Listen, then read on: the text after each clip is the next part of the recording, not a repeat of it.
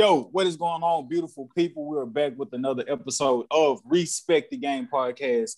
Thank you all for tuning in. If this is your first time listening, we promise you that whatever we talk about on this episode, it would either make you love the game, hate the game, but most certainly respect the game. My name is Edward, named after my father, a great man, great decision by my mother. Shout out to my grandmother too for helping raise me. Stop what you're doing. Please go follow at EMACStats, EMCSTATS for all your up-to-date sports coverage from the high school level all the way up to the pros. And enough about me. Let's kick it to my brother and so they can introduce themselves. Man, Shineheart is a charismatic, hood, intellectual excellence at its finest, man. SoundCloud, Twitter, YouTube, Cash App, whatever, man. Shineheart is old. Man, respect the game. Yo, it's the one and only Black Peace, the host of Talking Smoke, the host with the most that blows the most smoke, the rap plug, the hip hop plug, of course. Check me out on Spotify, also on Apple Podcasts, and anywhere you get dope ass podcasts from, man. You know. Good evening, beautiful people. My name is Sedataious Xavier Miles, the one and only. And on behalf of me and the brothers, I want to say thank you so much for tuning in. Yes, the nigga that forgot his black shirt tonight, but I got my hat, so we good. Take it away, bro. Not playing, by the way. Not playing. We was, I guess, the spirit letters. Yeah, the spirit letters. We was unplannedly in sync tonight. Well, this shit happened literally the spirit 5 seconds before we came on, bro. So. Man. So to kick it off, man, I'll let you kick it off, Sedataious, since you're real quick. This has nothing to do with. It has nothing to do with nothing. You talk about like not having a purple shirt. I mean the black shirt. I remember one time, bro. We was like we was supposed to be praise dancing at church in some kind of way, like either I forgot or like I just wasn't like privy to the fact that like, oh, we dancing this Sunday. And you know, sometimes like we had like our outfits or whatever was like the vest with the little green shirt, or it's like, hey, everybody wear so bad. Hey, everybody wear your collar shirt or orange or pastel color collar shirt, your jeans, whatever, blase, or the jumpsuit. And I don't know what happened. I don't know how I wasn't in the loop, but I just remember like getting out the car, getting to church and like looking at all y'all. And I think y'all was in like jumpsuits or something. But long story short, like I had on like this big bright ass orange collar shirt that had nowhere near compared to the actual outfit we were supposed to wear. And then to make it worse, it's not like I had a lead, so it's like, oh yeah, he got a different outfit because he got the lead in the song. And at that time, bro, I felt mortified. I was like, I can't dance. What the? Bro, I was like, at that time, I couldn't drive. A nigga really wanted to like steal a car, go back to the house real quick, grab an outfit, just run back to the crib. Grandma, you coming to church? But I think like, because like, I guess, I don't know. I guess maybe Alan felt sorry for me or so, because like, I wasn't the only one though. It was like a couple of others. Like, it was like, bro, like, where's the miscommunication going on? And so, long story short, everybody just got it there, whether they had on like the correct uniform or not. But yeah, that story reminded me of you, Sedataious. It was that legendary.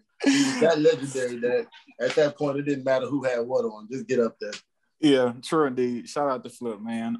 Documentary coming soon, hopefully. So to take it away, what did you respect or not respect this week that you came across live? Yes. So I had to share this with the people, man. Our very own host, EMACStats, he got caught respecting the game this past week. So of course we brothers, so we got a podcast group chat. And so he threw in a classic slept on album that I believe is slept on, because I feel like if a lot of people would adopt it and put it more into their rotation of music, that it'll really help them get closer to peace, or stay as close to peace as possible. But the name of the album is called Fight of My Life by Kirk Franklin. Now I know Kirk Franklin has been in the blogs lately, you know what I'm saying? And I know we even spoke about him here, but we take nothing away from how the man moves you with his music and the melodies and the words and everything like that. So, yeah. So, 2 songs specifically, and I'm going to let y'all have it. 2 songs specifically off the album. Again, the name of the album is The Fight of My Life by Kirk Franklin. He released it some time ago, but slept on classic. But the 2 songs you should go listen to is, one is called I Am God, featuring Toby Mac. And the second one is called The Last Jesus. And The Last Jesus is really the one that I want to hone in on, because if you really listen to it, it'll really help you get along in today's society. Because in today's society, it's a me, I type of society. And when you're a believer, you know what I'm saying, you're not allowed to really live like the rest of the world. So this song is going to kind of help you stay in that mode of where you need to be and how you need to treat everybody. So, thank you. I would piggyback off that. I know when you had sent the song to me and I had went to go listen to it. In gospel, right? Gospel music, I think really only in rap and like, you know, R&B, like we talk about the lyrics. But I think what makes Kirk Franklin's music timeless is that like Kirk Franklin's, the content of his gospel music, I think has always been rooted in like relationship with God, as opposed to just following the religion of what Christianity says you're supposed to do. And I think that's why his music will forever and always be timeless, because it's always about relationship with God. And so The Last Jesus, that particular song, I was listening to it, but the lyrics at the very, very end that stuck out to me, that we was talking about earlier, is that like, you know, just, you know, being a vessel of God and trying to interact with people who may be believers or not really believing and struggling with their faith. And the lyric says, I may be the only Jesus they see. They being whomever is out there in the world that you may be trying to minister to. And so like that concept of just you may be the only Jesus somebody sees throughout your day-to-day, like that shit gave me chills personally. And it kind of just put stuff into perspective to just be like, bro, the walk ain't always easy. But you just got to keep that in your memory bank, bro. You may be the only version of Jesus that people see throughout the day.